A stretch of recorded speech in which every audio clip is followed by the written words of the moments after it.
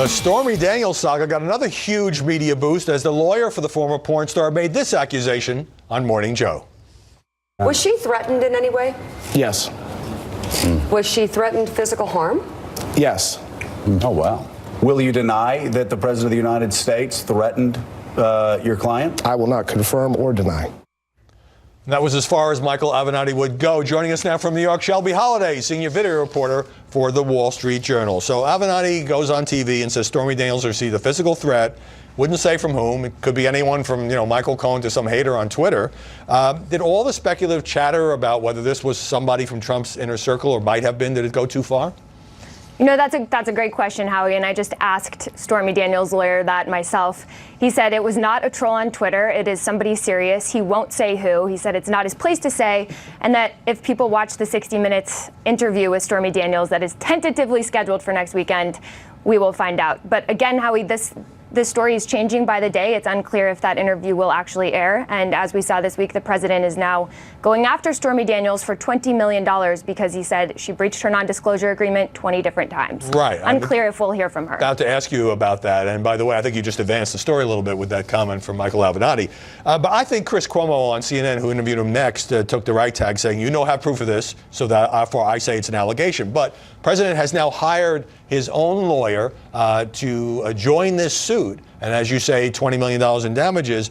Does that undercut the White House's position, whether it's coming up the briefings or elsewhere, that, this is all having to do with Michael Cohen, the president's personal lawyer. We're not going to answer questions about this. President's not really involved, when the president has just hired a lawyer who has made motions in a legal filing? Yes, that's a very good question you ask, because all along we've heard from the White House that the president did not have this affair, the president was not involved. For a long time, the White House was saying he doesn't even have anything to do with this payment. And now we are seeing the president in this new suit saying Stormy Daniels owes him personally money. So he is now bringing himself into a story that he spent a lot of time trying to deflect from and say he wasn't involved in.